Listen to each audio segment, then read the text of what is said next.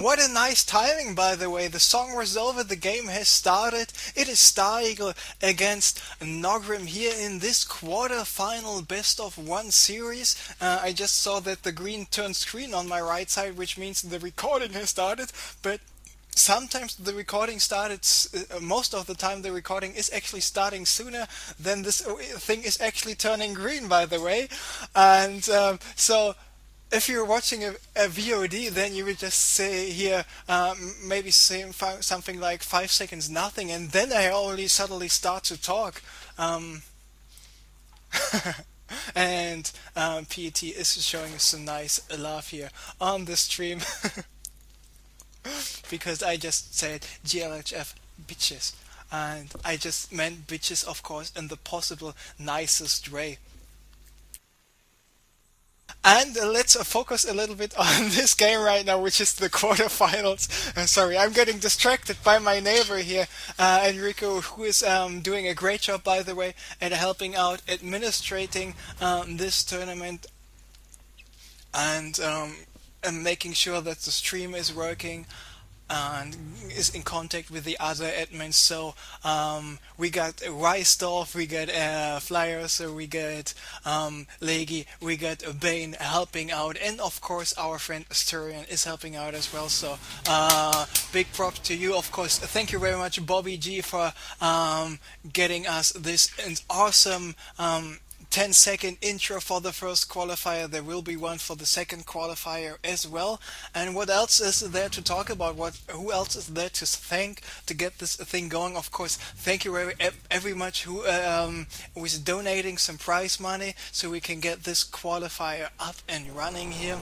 And of course to Team Liquid to give the support, the infrastructure, the threads, the platform where I be able to reach a certain audience. So this is of course very, very nice. And there of course are more people I forget. I mean, thank you everyone who's watching right now. I mean, without you this all would not be possible. So big props to you. Some more applause is coming up. I am really, really, really, really, really thankful. But let's focus a little bit more on this game. We got StarEagle here as the blue Terran at the 12 o'clock. He got a Reaper out. With this Reaper he just took care of the drone. So Naugrim is not able to scout anymore, who's by the way spawning here at the 6 o'clock position. Now this hatchery just started for him. Now this pool just started for him as well. We are by the way on the Shadowy Temple once again, and StarEagle, after suffering quite some losses, I mean, his main base got destroyed and he still had enough economy to just crush Death Angel anyway. I mean, Death Angel is quite famous for his ZVP and his ZVZ, but his ZVT is interesting, but his decision making in terms of where do I attack with a bunch of mutas might not be the best all the time. So what's the follow-up play here of StarEagle? By the way, he should close his 2 depots here, and he should do this pretty soon. I mean, he suffered a lot of losses in the last game, even though he won it after all, by having 2 supply depots lowered. This just should not happen in the first game. So here we see the command center halfway done, and in addition to that factory he's got another factory in production, and looks like Naugrim wants to go for the scouting here at the back. He still knows about this barracks being placed at the front, and now he sees, okie dokie, there's a factory. He knows there is the barracks with the reactor. Meanwhile, at the same time, this Reaper here of StarEagle is trying to do some more damage, but the Reaper is not just yet going down, still 6 HP left, and the Reaper is a slightly faster than the Zerglings. Okay, not anymore, never mind, because the metabolic boost, the Zergling speed, just kicked in. Meanwhile, StarEagle going for the natural opening nowadays in ZVT does... finally he is raising his supply depots. So here we have a 1 Hellion, another Hellion is out pretty soon, there we go, and more Marines popping over here to the top location. This Overlord is going down, but he scouted everything else out. He knows actually what is going on. He's prepared for the Hellions, at least he should be. Oh, he's getting a spine crawler. There we see the Queen, and yeah, more Zerglings moving over here, more Hellions rolling over here as well. And what about the Hellions? They will be taken out. So the Zerglings will be taking out, because the roaches are not out, even not even some roaches in production. It looks like StarEagle once again with his blue flame Hellions will be able to cripple once again the infrastructure, the economy of his Zerg players. So let's take a look. Before this, I was not able to check the kill count, but we can check the kill count anyway, and there we see 9 drones being killed, 14 units in total, and not lost a single unit beside from those 4 Hellions. So this is what you want to call worth it, and we see some more Hellions already in position. Naugrim knows about those, and let's see how much damage he will be able to do there, just driving past the spine crawler. Nice job by the Zerglings to go for a surround here, but all the Zerglings will go down, but so will the majority of the Hellions here. One last Hellion is alive, Corporal Hellion with the 6 kills, trying to do as much damage as possible, and just a mere second before it goes down, and 2 more drones getting roasted and toasted. So let's take a look at once again, 13 drones, 28 units in total. So in terms of cost efficiency, StarEagle is slightly ahead, but because of the fact he only now landed with this orbital command, the difference in terms of units lost doesn't really transfer over there to the mid game where we are right now. We see the supply is pretty much the same, a 54-53 supply, which is basically, like I said already, the same for both of these guys. So what is the follow-up play by Naugrim most likely? And yes, it will be the Spire. Here we go, the Spire it is. The lair is finished for Naugrim quite a couple of seconds ago. Roaches were trying to take out the destructible rocks, and with the rocks being taken out, he could go for another expansion, and this is actually what he should do. I mean, I just remembered the game Naugrim against Eno, where Naugrim just occupied like 90% of the map and had creep spread even more everywhere, and he just took his time because he knew there's no need to rush into things, and even though this was quite a long game, he was waiting for StarEagle quite a long time. And yeah, that's basically about it. Let's follow those Zerglings around a little bit longer, and those Zerglings looks like they were not able to chase down a couple of units here. I mean, picking up 3 T-Tank is not a problem for a couple of Zerglings, but with the 2 Blue Flame Hellions here in the mix as well, this might not have been the smartest choice.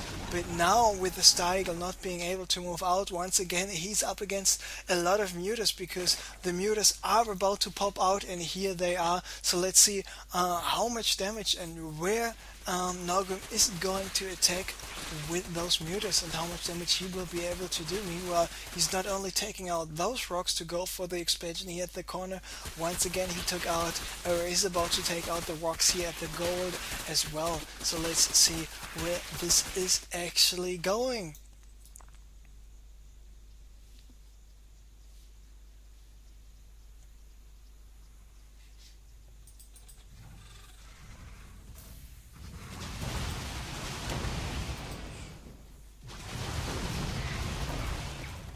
So here are the mutas, taking out the 2 SCVs, building the missile turrets, and this is a really smart thing. He just didn't waste any time, he just took out the SCVs, he let the missile turrets still be in construction, so he would be able to go to the main base, and StarEagle now is not able to mine there anymore, and Naugrim made use of the mobility of the mutalist, not only taking out the siege tank, but denying some mining here at the natural as well.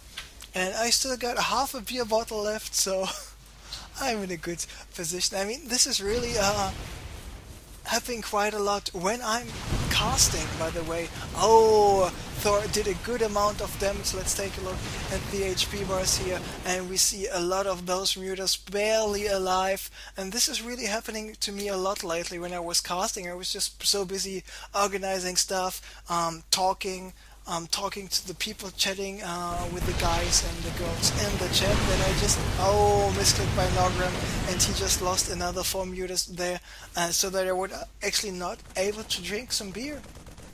This is really, really confusing. I mean, people have to say, oh, you're just like casting for 5 hours non-stop and then you're not able to take 5 seconds of yourself. I mean, you're probably right, but I'm not sure why. So now I take my 5 seconds to take another sip.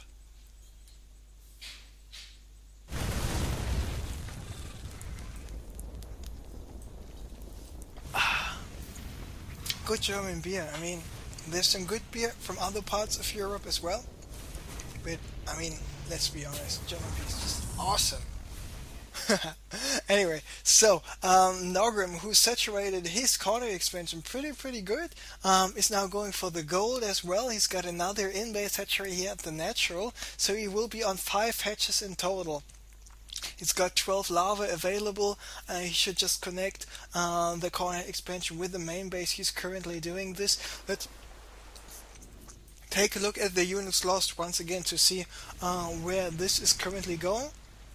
And both guys are pretty even there in terms of supply. They are as well, so Naugrim just trying to pick up some single units here, left and right. Maybe pick up the armory, but oh, why not go for some SCVs, because there's just one missile turret on the left. And StarEagle once again is about to move out, and he's really going for the super slow push. Just being very careful, and this is actually what he needs to do. Otherwise some banelings which just will destroy him. We got 11 banelings in production. The +1 armor is finished right now. The +1 attack, the +2 attack is finished. Pretty soon some roaches will get taken out with absolute ease, and some drones mining here at the gold will not be able to mine for too long, because yes, this hatchery is halfway down, and here come the banelings rolling in to the top location, doing quite some damage, not just yet. And here are the mutas on the south side in addition to the zerglings, and looks like finally Naugrim was able to hold this attack off anyway, and he still got zerglings left, he still got the banelings and a couple of mutas left. So way to go. But meanwhile StarEagle was buying himself some time with this with this attack when he was moving out. But in terms of supply, it's looking slightly better for Naugrim, and with Naugrim having this hatchery still alive, I mean, I'm not sure if I would be in the position of StarEagle. Would I have actually sacrificed a couple of Marines just to take out the hatchery, because those 500 HP left is actually not that much. And he's got the +1 for the Marines finished, now going for the +2, going for +1 on the siege tanks. He would be in a good enough position to deal actually more and more damage. So let's follow those 5 mutas around, see if he will be able to do a little bit more damage. Meanwhile, he's just using those those mutalisks for scouting purposes, going for the hive here at the main base. The +2 will be finished in like 10 seconds. He's going for more zerglings.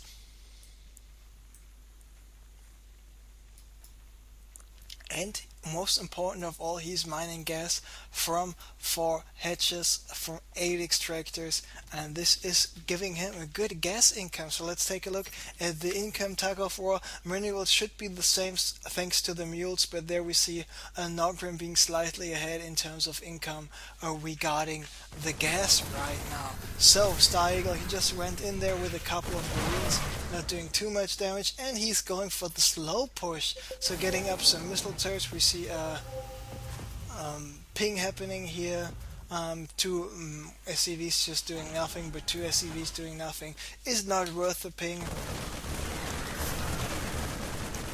So I'm just telling them right now, here we go, more Marines moving over here via the center. He just wants to have a sneak peek at the Zellnager watchtower from time to time.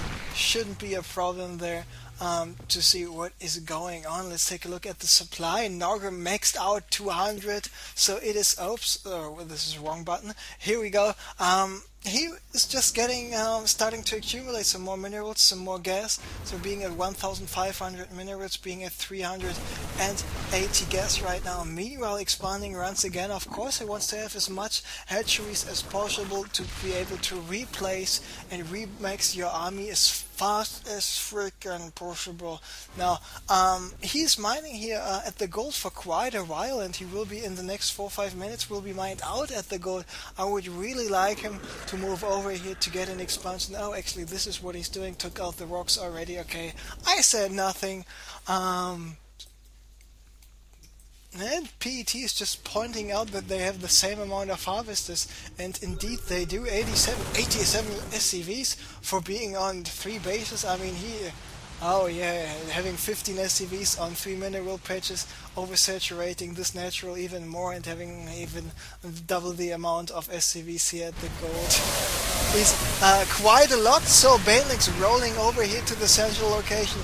Bad PET was just going for some distraction, but once again, StarEagle, thanks to his siege tanks, was able to take out the majority of the Banelings, but Naugrim having 23 mutas left, trying to do some more damage. But here are the Marines already waiting. But 88 Zerglings were in production for StarEagle.